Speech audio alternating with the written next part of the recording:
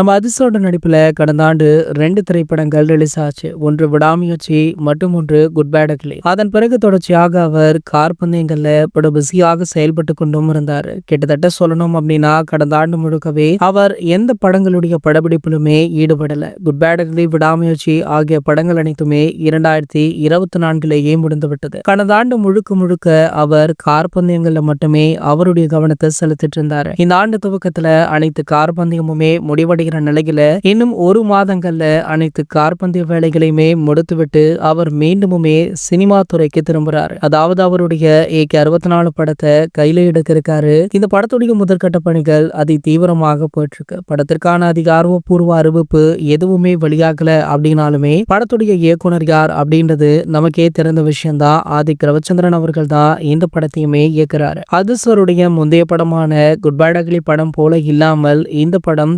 முற்றிலுமாக வேறு ஒரு கோணத்துல இருக்கும் அப்படின்னுமே சொல்லியிருந்தார். அப்படி இவர் கையில் எடுத்திருக்க கதை தான் பைக்கர்ஸ் அப்படின்னுமே சொல்லப்படுது. இந்த படம் முழுக்க முழுக்க ரேசிங் சம்பந்தப்பட்டதாக இருக்கும், அதுவுமே பைக் ரேசிங் சம்பந்தப்பட்டதாக இருக்கும் அப்படின்னு தகவல் தற்போது வெளியாகி வைரலுமே ஆகிட்டு இருக்கு. AK அவர்கள் என்னதான் தற்போது காற்பந்தயங்கள்ல கலந்து கொண்டாலுமே பைக் மீதுமே அவருக்கு அதீத ஆர்வம் இருக்கு. முந்தைய காலகட்டங்கள்ல பைக் ரேஸ் எல்லாம் கலந்து கொண்டிருந்தாரு. பின்னர் அவருக்கு உடல்ல ஒரு சில அறுவை சிகிச்சைகள் நடந்த பிறகு பைக் ரேசிங்க விட்டு முழுவதுமாகவே கார் ரேஸ்ல கவனத்தை செலுத்திட்டு இருக்காரு. இந்த நிலையில தற்போது இப்படி ஒரு படம் உருவாக இருப்பது AK ரசிகர்கள் மத்தியில நல்ல வரவேற்பு பெற்றிருக்கு. இது போன்ற செய்திகளை பத்தி நீங்க உடனே தெரிஞ்சுக்க நம்மளுடைய சேனலை மறக்காம சப்ஸ்கிரைப் பண்ணிக்கோங்க.